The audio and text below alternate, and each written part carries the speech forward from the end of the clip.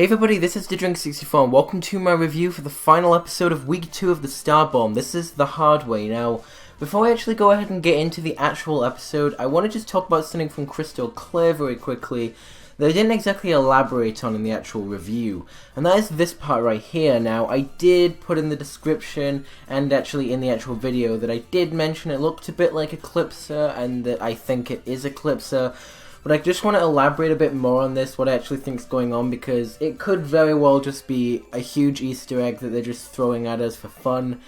But I don't think it's that at all, and I do think Eclipse is alive. I do think, she is actually there. They just sort of overshadowed that, just to really tease us with this sort of thing, which is really cool. Because I think it's a lot more important than it first seems. Now, obviously, this is Eclipsa. This has to be Eclipsa. It looks exactly like her. She wears the hat. She even has the symbols, as hard to see as they are. She has the symbols on her cheeks. There's no doubt about that. That is Eclipsa. Now, whether it's an Easter egg or it is deliberate, she is actually there, encased in the crystal from Romulus, we don't know, but I think it makes 100% sense if it was the case. He takes, with his gut feeling, he crystallizes all the bad people, and when you actually think about it and you take a look at all the people or monsters that he has crystallized, 99.9% of them are monsters. The only human or muman that we can see in the actual episode that he's actually crystallized is Eclipsa at the top. So it begs the question, if this isn't Eclipsa for God knows what reason, why would he crystallize someone that is a muman or a human? And it's a bit suspicious that it's the only one that isn't a monster, so it just makes too much sense to not be Eclipsa at this point. And maybe it's just me who really wants Eclipsa to be real and really wants Eclipsa to be this big bad final boss ending for the show, but let's be honest, this is Eclipsa. I don't think there's any doubt. I think they are really just teasing us at this point, but it is going to all come back to this in the end, and really, it just looks really interesting. It looks like a lot of fun, and I'm really looking forward to seeing what they actually do with this. But yeah, there's no doubt this is Eclipsa. It's way too suspicious that this is the only, muman or human out of all of these monsters that he's crystallized. It's just too darn suspicious, and it looks way too much like Eclipsa. Like this, that's Eclipsa. If you look at the two images of her side by side, this one and the one from Into the Wand, they're the same. Pretty much, they are 100% the same, so there's no doubt about it. But what do you guys think? Do you think this is Eclipsa? Do you think it is an Easter egg? Because while that is possible, it's way too, inconspicuous to not be. So yeah.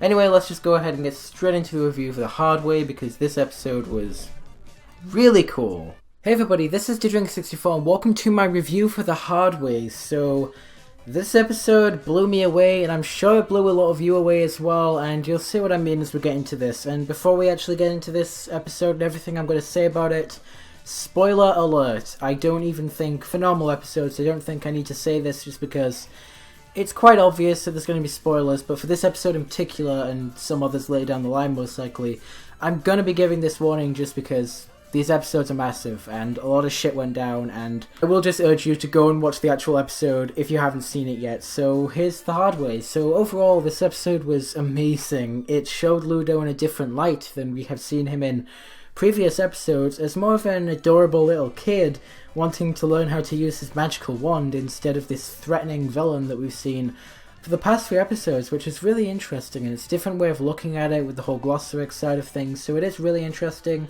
And when it got around to the end of the episode, it really started to show its true colours. Straight to the point, Toffee is back, and with all of that sort of stuff, it's going to be really cool. So I'll get to all my theories and stuff at the end. But let's get right into the episode. So this episode starts off at Ludo's new castle, which is some sort of monster castle. His wand actually told him where it is, and most likely, at least in my opinion, because we know that Toffee was in the wand, it's more than likely that this castle used to belong to him and other monsters during the war between Moon and all the other humans. This was the most likely possibility of what this castle actually is, so it makes sense. Toffee's been pretty much the one guiding Ludo the whole way through this, all leading up to this episode, so there was that. So basically, he's heading down into the basement to basically get Glossaryck to tell him, how do I use the book and how to use the book, and he willingly accepts teaching him how to use the book because he's bound to the book. He has to do whatever the owner says, and Ludo is the owner now, so there is that. It is quite a shame to know that Glossaryck is fully turned to the dark side, but he isn't really on any side. He's bound to the book, so whoever owns the book owns Glossaryck, basically. We know this, and that isn't going to change, but it is really sad. Glossaryck is one of my favourite characters, and it's so sad to see him go. Well, not go, but you know what I mean. He's not with Star anymore, so that's a shame. At least we still got to see Glossaryck, so there is that. So basically, Glossaryck starts to basically put Ludo through this rigorous training, which sort of reminds me of Ludo in the wild, especially from some of the shots here. So there is that, but I mean, just in my personal opinion, Glossaryck does seem to be sort of, playing with Ludo a little bit, just toying with him, seeing what he wants to do. I mean, it is what Ludo wants to do, but I think he's just sort of messing with him at this point. Like, he clearly doesn't want to be working for Ludo, but he has to, so there is that. Which is really cool, and again, it is another side of all this that we don't see, so there is that. I say that way too much. So basically, Glossaryck decides to teach Ludo some basic spells, because Ludo can't make up spells like Star. He's not that advanced. Not like Eclipsa advanced, like Baby said. So basically, Glossaryck starts to teach him the levitation spell, the one that Star had to use to retrieve the apple for Baby, which obviously she couldn't learn, but Ludo actually learns it fairly quickly and uses it all day in some cool ways, which is pretty neat. Although he only uses this one spell and doesn't try to learn any others, so there is that. But yeah, just overall, I mean, Ludo knows a spell that Star doesn't, but that's really nothing special. It's a super simple spell. And Star's like so advanced to the point of Eclipsa magic, so there is that. So basically, Glossaryck ends up tucking Ludo into bed, calling him my darling, telling him he's proud of him, and all this sort of back and forth between Ludo and Glossaryck in the episode was great. I adored it. I thought this episode was great just for that. Never mind the ending. This would have made a great episode anyway, even if Toffee didn't come back, so yeah. But he basically tucks Ludo in, says goodbye to him and the wand, goes into the book, and then nighttime comes, and basically Ludo's still awake and starts talking to the wand, where he says, basically, I'm so happy, I have Glossaryck, and I can't wait to learn more spells. Then the wand tells him that Glossaryck has been hiding a chapter from Ludo, which Ludo doesn't believe at first, but then goes to Glossaryck and actually asks, have you been hiding a chapter from me? Glossaryck obviously just admits he has been, which is Eclipsa's chapter, and gets forced into actually opening Eclipsa's chapter, which we know is going to happen from the promo, but I didn't expect what was going to happen to actually happen. So the book basically explodes with dark magic, and then Ludo gets basically infected by what I originally thought was Eclipsa's magic, but no, it was Toffee all along, pulling all the strings. So Toffee takes over and says, give it up, Glossaryck, you've lost, I win. Glossaryck basically says that he's not on any side, so there's nothing he can really do. He has to follow the order of the one who owns the book, which is now Toffee, which is really terrifying.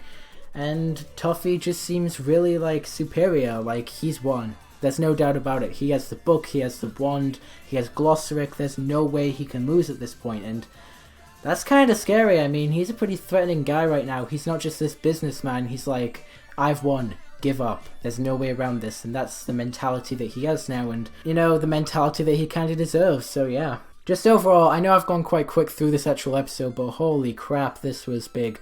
And I actually have a lot I want to say on the whole Toffee thing as well, so basically with the whole Toffee thing, originally I did suspect it would be Eclipsa who took over Ludo in some way. The same way that Marco did. I don't know exactly what happened to Marco, but there is the spell to reverse this sort of thing, as they did with Marco, so makes me wonder, can they do the same thing with Ludo? Now I know Toffee's took over Ludo, but is there a way to possibly reverse this? There was a spell, but because Glossaryck has to do exactly what Toffee says now, he can't exactly do it right off the bat, and I think Star should know the spell at this point, right? So it might end up coming down to Star having to get Ludo back from the dark side, which might be an interesting thing for the end of the season. I don't know if they'll go that route, but that would be really interesting. Just overall, it seems like Toffee has pretty much almost complete his Grandmaster plan. He has what he wants, and as for what he actually wanted from the very beginning, he wanted a wand, he wanted all this to happen. Nothing has really gone wrong for him so far. My personal theory from the very beginning, at least from the moment Season 1 ended, was that, Toffee's plan all along was to defeat Moon, to actually win the war for the monsters. He wanted Star to destroy the wand, because he knew from the very beginning it would split into two. He knew that there would be another wand that he went into, and then somebody would find this wand. Maybe he didn't know it was Ludo, but he knew somebody would find this wand, and No, the idea was to have another wand, and now he has that wand. Toffee has another wand, a wand to combat Moon, a wand to combat the Mumans, and to actually win the war, because back in the Tapestry and Into the Wand, we saw that he didn't have any weapons, he didn't have anything.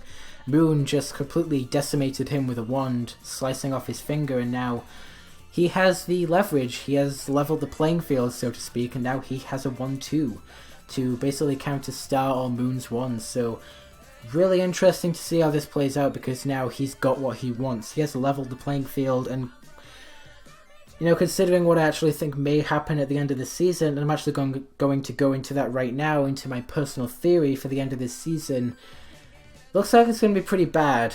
So basically, by the end of the season, I think Moon is going to die. I think Toffee is going to end up killing Moon, and I think it makes sense. They want to show Toffee as this threatening villain, this really threatening villain, and they are doing that very well. So I think a way to enforce that even more is to kill off the one person he would want to defeat, which would be Moon. And I think, you know, this is a good idea. I don't want Moon to die personally, but I think it would be a good idea to progress the show, to show Star becoming a lot more mature, having to really grow up and try to deal with this. But I don't know, what do you think? Do you think Moon is going to die? Do you think Toffee is going to kill someone? Do you think this show would kill off someone? I totally think it's possible. I think it is leading that way, so yeah. But Toffee's back. Eclipsa is still alive, most likely, if we are right by Crystal Clear, so there is that. Everything is looking pretty bad in the direction of Star, and I'm interested to see where it goes, and this was probably the best cliffhanger you could have ended things on for this week, so next week we'll be heading into Heinous, and I'm interested to see how that turns out. And then come the week after, we'll be dealing with the 2 final episodes, which are both 22 minutes, so yeah, we'll be seeing where that goes, and I hope to see you guys there. So if you guys enjoyed this video, don't forget to like, comment, and subscribe, and I will see you guys in the next video.